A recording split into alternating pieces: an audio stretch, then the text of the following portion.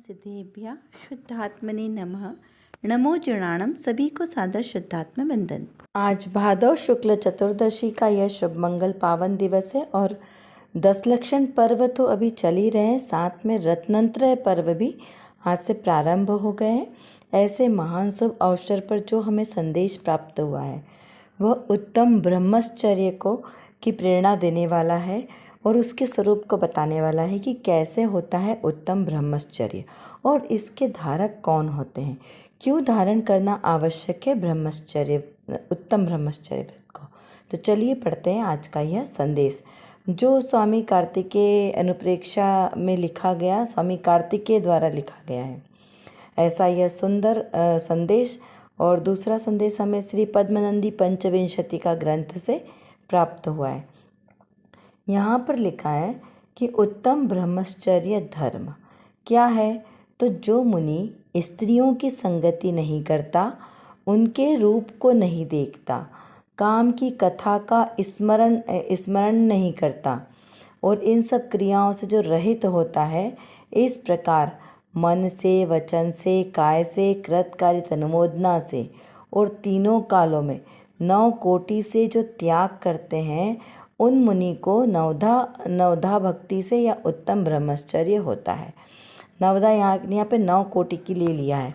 अब 9 कोटि से क्यों जरूरी है, क्योंकि 9 कोटि से पूर्णतः ब्रह्मचर्य का निर्दोष पालन करते हैं, उसको उत्तम ब्रह्मचर्य की उपमा मिलती है। उत्तम शब्द सम्यक दर्शन का प्रतीक है, ये हम सबको विदित ही है।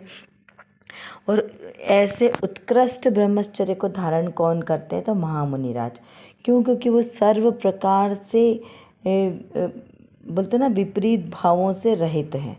जो अपने स्वभाव से विपरीत भाव है वो सारे अब्रह्म कहलाते हैं और जो अपने स्वभाव भाव रूप है वो सारे ब्रह्म भाव कहलाते। ब्रह्म स्वरूप यानी अपने आत्मा का स्वरूप। ब्रह्म 2 शब्द है ना उसमें, तो ब्रह्म मतलब अपने आत्मा का जो स्वरूप है वो उसी रूप आचरण।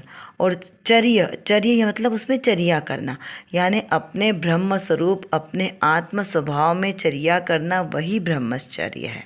इसलिए यहाँ पर क्या कहा कि पर स्त्री, अब यहाँ से मतलब पर स्त्री लेना, समस्त प्रकार के पर भाव में ले लेना। यहाँ पर अगर स्त्री है तो उसकी अपेक्षा पुरुष की अपेक्षा है कि पर पुरुष को नहीं देखना, पुरुष है तो वो स्त्री को ले लेना।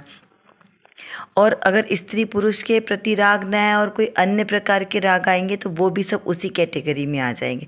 जैसे भोजन करने का राग, तो वो भी तो राग भाव है ना तीव्र, तो यहाँ पर वो सब, यानी कि शॉर्ट में कहें तो जो अपने आत्मा स्वरूप है, अपना आत्मा का स्वभाव कैसा है मात्र जानना देखना, उसके अनंत गुण। तो आत्मा अपने अनंत गुण और अपने जानने देखने स्वभाव से के अलावा यदि कोई भी भाव कर रहा है तो वो सब अब्रह्म में चला गया। तो इस प्रकार यहाँ पर कहा कि जो उत्तम ब्रह्मचर्य के धारक महामुनिराज होते हैं वो इस प्रकार के समस्त पर भावों से विरहित होते हैं। अब यहाँ पे देखिए 9 कोटि शब्द आया है, तो 9 कोटि में क्या क्या आ गया? मन, वचन, काय, कृत, कारित, अनुमोदना, समरंभ, समारंभ और आरंभ। यानी उसका समारंभ, मन वचन काय का मतलब तो समझ में आ गया कि मन से भी नहीं करना, मुंह से बोलकर भी नहीं करना और काय से चेष्टा भी नहीं करना। फिर कृत, कारित, अनुमोदना में स्वयं भी नहीं करना, कोई दूसरे के द्वारा भी नहीं कराना और किसी के करते हुए की अनुमोदना भी नहीं करना। समारंभ, समारंभ, आरंभ में लेना, कोई भी कार्य का प्रारंभ करते हैं तो वो समारंभ। फिर आरंभ में पहले समारंभ, उसके लिए हम जो योजना बनाते हैं, है ना, कोई भी कार्य की प्लानिंग करते हैं तो योजना बनाते हैं ना, उसको बोलते हैं समारंभ। समारंभ उसके लिए फिर हमने सामग्री इकट्ठी करी और फिर उस रूप कार्य किया कि अब उसको क्रियान्वित करना, तो उसको कहा आरंभ। तो इस प्रकार से ना तो योजना बनाना, ना उस रूप सामग्री इकट्ठी करना और ना वो कार्य को क्रियान्वित करना, ऐसे 9 कोटि से उस पर भावों का त्याग करना, उसे कहा उत्तम ब्रह्मचर्य। यहाँ पर पद्मनंदी पंचविंशति ग्रह में कहा है कि ब्रह्म अर्थात आत्मा का स्वभाव, उसमें चरना यानी परिभ्रमण करना, परिणमन करना, लीन होना, उसको कहा उत्तम ब्रह्मचर्य। जगत के सर्व पदार्थों से उदासीन होकर आत्मा स्वभाव में चर्या करे, यानी स्वभाव में उसकी उसकी विशेष अनुरक्ति प्रकट हुई है तो उसको ब्रह्मचर्य कहा।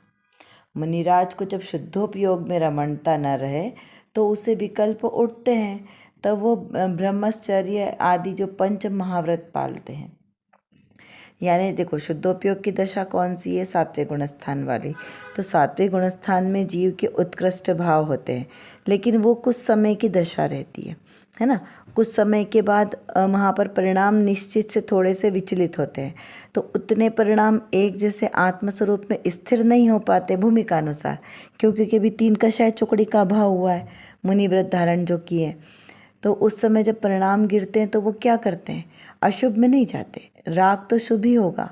तो वहाँ पर वो 28 मूल गुणों का पालन करना, फिर धर्मोपदेश देना, इस प्रकार से जो धर्ममय ही क्रिया करते हैं, लेकिन उसको वहाँ पे आत्मस्वरूप से विचलित हुए ना, इसलिए उसे क्या कहा? उसे ब्रह्मचर्य तो कहा, लेकिन वो व्यवहार वाली बात आ गई, व्यवहार ब्रह्मचर्य। उत्तम ब्रह्मचर्य कहाँ आएगा? जब वो शुद्धोपयोग की दशा में निमग्न है। 28 मूलगुण पालन करने का भी उनको विकल्प ही नहीं है, विकल्प का नाम ही नहीं है, उसको उत्तम ब्रह्मचर्य कहा। यहाँ जहाँ विकल्प खड़े होते हैं वहाँ पर विचलित होते हैं परिणाम, तो वहाँ पे उत्कृष्ट दशा नहीं प्राप्त होती है। तो यहाँ पर कहा कि अगर वो उसी दशा में और थोड़ी ज़्यादा देर तक स्थिर रह जाए, यानी 2 घड़ी, कितने? 1 घड़ी 24 मिनट्स की और 2 घड़ी कितनी? 48 मिनट्स की। तो यदि इतने समय में वो एक साथ अपने आत्मस्वरूप में स्थिर हो जाए तो इतने में तो केवल ज्ञान की प्राप्ति हो जाती है। तो जो जीव इस प्रकार लगातार अपने आत्मस्वरूप में स्थिर हो जाते हैं वो केवल ज्ञान दशा को प्राप्त कर लेते हैं। लेकिन अगर ऐसी दशा नहीं प्राप्त होती है तो वो जीव बहुत समय, लंबे समय तक इस छठे सातवें गुणस्थान में भी रह सकते हैं। और उत्कृष्ट दशा होती है तो 7-8वें गुणस्थान के बाद से वहाँ से श्रेणी आरोहण होता है जीव का, यानी वो जीव के उत्कृष्ट परिणामों की बात है। अभी हम इसको बहुत डिटेल में नहीं ले जाएंगे, क्योंकि ये तो बहुत विस्तार वाले विषय हैं। जब जीव गुणस्थान चढ़ता है तो ये खुद गुणस्थान ही अपने आप में, एक गुणस्थान बहुत विस्तार लिए हुए। यहाँ पर हम एकदम स्थूल बुद्धि से समझ रहे हैं कि ब्रह्मचर्य क्या है। तो क्या समझना हमने को कि जो अपने आत्म स्वरूप में रहे, स्थिर रहे, अपने स्वरूप का ही श्रद्धान करे, उसका ही ज्ञान करे और उसी रूप आचरण करे। इस प्रकार से उत्तम सम्यक दर्शन, सम्यक ज्ञान और सम्यक चारित्र रूप जो आचरण है उसे कहा उत्तम ब्रह्मचर्य। और उत्तम शब्द मुनिराजों के लिए ही लगेगा। जो श्रावक भी ब्रह्मचर्य का पालन करेंगे लेकिन उनको उत्तम शब्द नहीं लगेगा। श्रावक का अनुव्रत रहेंगे तो उनको स्वदरा संतोषवत कहा, क्योंकि श्रावक के गृहस्थ यदि उन्होंने विवाह किया है तो स्वदरा संतोषवत में आएगा कि सिर्फ अपनी जो विवाहित पत्नी है उसका विकल्प रख के अन्य सभी स्त्रियों को माता और बहन के समान देखना, किसी के प्रति राग दृष्टि से नहीं देखना, उसे स्वदरा संतोष व्रत कहा है। यहाँ पर अमृतचंद्र आचार्य देव ने पुरुषार्थ सिद्धोपाय ग्रंथ में कहा है कि आत्मा का निश्चय सो सम्यक दर्शन है और आत्मा का ज्ञान होना वो सम्यक ज्ञान है, और आत्मा में निश्चल स्थिति से स्थिर हो जाना उसे कहा सम्यक चारित्र। तो ऐसे रत्नत्रय का रूप जो है वो मोक्ष मार्ग है और वह आत्मा का स्वभाव ही है। उसमें बंधन नहीं होता, बंधन तो राग से होता है, और इससे मोक्षजन अंतर्मुख होकर ऐसे मोक्ष मार्ग का सेवन करें तो उन्हें परमानंद रूप परिणमन उनका होगा और वहाँ पर सच्चा सुख प्राप्त होगा। इसका क्या अर्थ समझा हमने कि जो जीव है वो कैसा है? जानने देखने वाला, ज्ञाता दृष्टा, मात्र जानने देखने वाला वह जीव है। समय सार जी में क्या बताया है कि जो जीव, उसको क्या कहा कि एक ज्ञायक भाव वाला जीव है, मात्र ज्ञायक भाव वाला और कुछ करने वाला जीव है।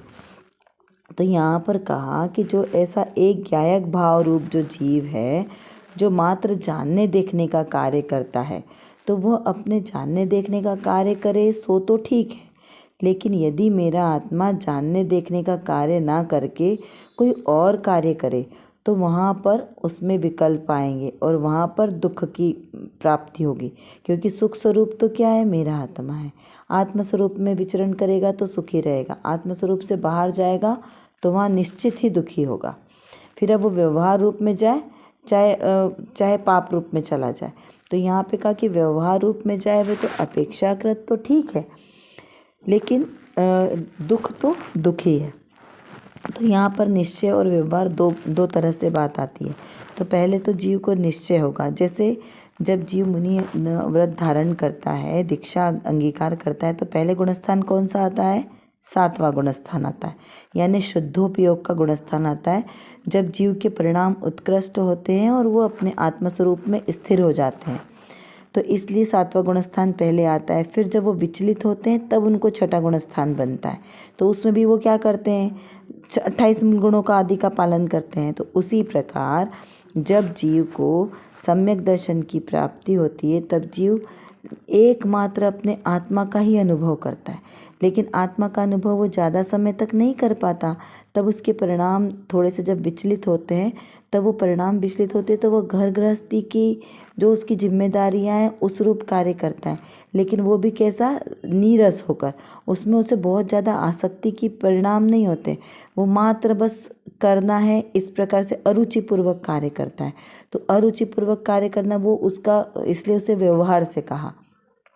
निश्चय से तो वो अपने निशुद्धात्मा के ही ध्यान में लीन रहता है, लेकिन जब शुद्धात्मा के ध्यान में लीन नहीं होता तब बाहर में आकर वो अनंतादिक की भक्ति स्तुति करता है। और किसकी, सच्चे वीतरागी देव शास्त्र गुरु, उनकी भक्ति स्तुति अर्चना आदि करता है, तो उसे कहा व्यवहार स्तुति। यहाँ पर पहले निश्चय स्तुति होगी, उसके बाद व्यवहार स्तुति होगी। ये इस प्रकार से स्पष्ट होता है। कई बार बहुत से लोग इस प्रकार भी विवेचन करते हैं कि ऐसा नहीं होता है कि निश्चय पहले होता है, पहले व्यवहार होता है फिर निश्चय होता है।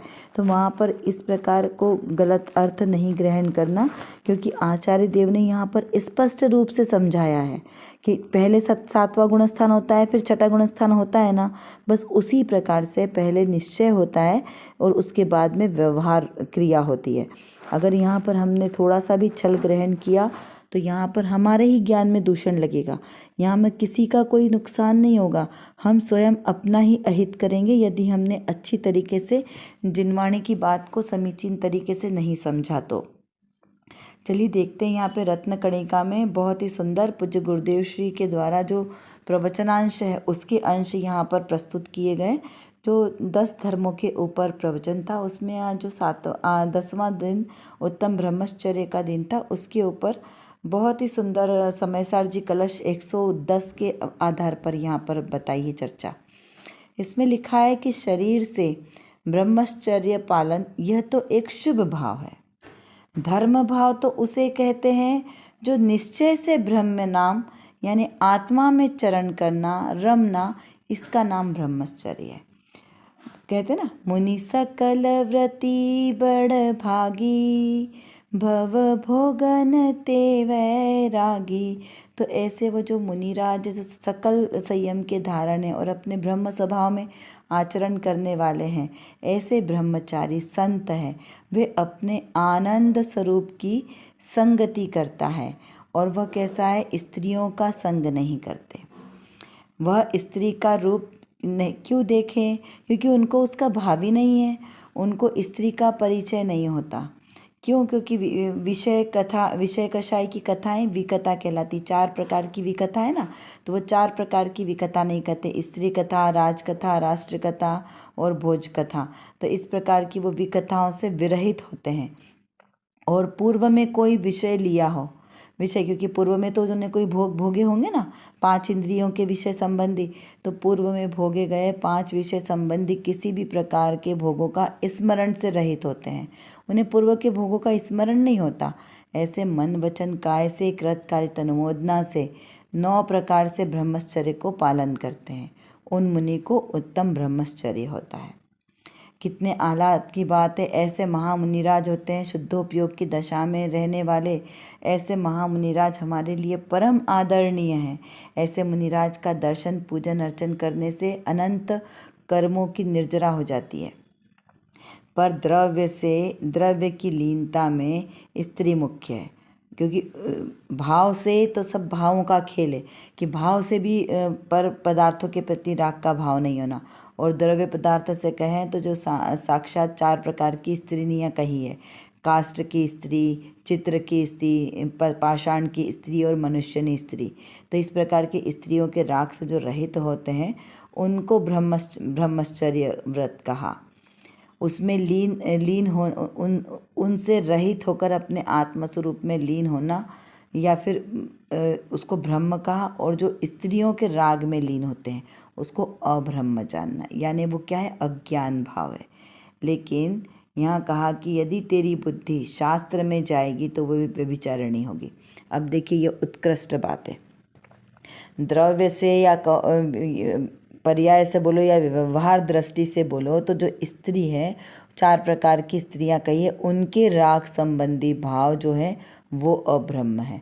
और निश्चय दृष्टि से कहें तो जो मेरी आत्मा की बुद्धि आत्मस्वरूप में स्थिर रहे तो वो ब्रह्म है। और यदि मेरे आत्मस्वरूप से बाहर चली जाए तो उसे व्यभिचारिणी बुद्धि कहा है। जैसे शास्त्र आदि पढ़ने लगे तो भी उसे क्या कहा, व्यभिचारिणी, क्योंकि स्वरूप क्या है आत्मा का, मेरे आत्मा का स्वरूप आत्मा में रमण करना है, तो वह आत्मा में न रमण करके बाहर में रमण कर रहा है, इसलिए वहाँ पर उसे व्यभिचारिणी बुद्धि कहा है।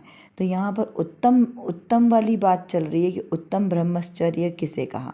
अब देखिए जिन्होंने अभी तक इस प्रकार की सूक्ष्म बात को नहीं समझा है ना, उनके सिर से ये बात ऊपर से जाने वाली है। क्यों? क्योंकि उनको ये बात समझ में ही नहीं आएगी। और कई बार ऐसा होता है कि यदि किसी को ये बात समझ में नहीं आती तो वो क्या क्या समझने लगते हैं कि ये तो कुछ भी काल्पनिक बातें हैं, ऐसा नहीं होता। लेकिन जो सर्वज्ञ देव की वाणी में जैसा वस्तु का स्वरूप आया है वही यथार्थ स्वरूप है, और उसको उसी दृष्टि से यथार्थ माने तो हमारा कल्याण होगा। और यदि नहीं मानेंगे, हमने छल ग्रहण किया, तो वहाँ पर हमारा कल्याण नहीं होने वाला है। और जो जिनेंद्र भगवान वीतरागी सर्वज्ञ हितोपदेशी की वाणी में आया है और वो शास्त्रों में लिखा गया है। अब शास्त्रों में जो एज इट इज़ सही बात लिखी है, लेकिन उसको समझने की भी दृष्टि अलग अलग है। देखिए जो प्राकृत की, क्योंकि बहुत कई वर्षों पहले आचार्य देव लिख के गए, अब समय सार जी लगभग 2000 वर्ष पहले लिखा गया है।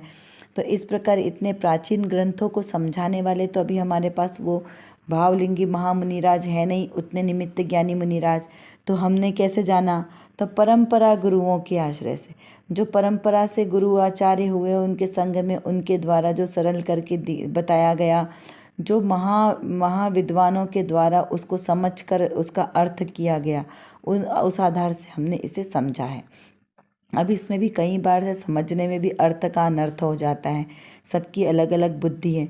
लेकिन यहाँ पर हमें बुद्धिपूर्वक विचार करना है कि उसमें सत्यार्थ कथन क्या दे। आचार्य कल्प पंडित टोडरमल जी बहुत अच्छी बात लिखते हैं समय मोक्षमार्ग प्रकाशक जी में, कि शास्त्रों में बहुत सारे शब्द मिश्रित हैं। जैसे कोई व्यक्ति माला के मोती को पिरोने के लिए उसमें बहुत सारे असली मोतियों के साथ में नकली मोती भी रख देते हैं, तो उसमें जो ज्ञानी होता है, जो जोहरी होता है, वो क्या करता है, उसमें से असली मोतियों को अलग करता है और नकली मोतियों को अलग कर लेता है। उसी प्रकार से जो पुरुषार्थी जीव है वो शास्त्रों में भी इस प्रकार से बहुत सारे निश्चय और व्यवहार के कथन अलग अलग तरीके से किए गए हैं।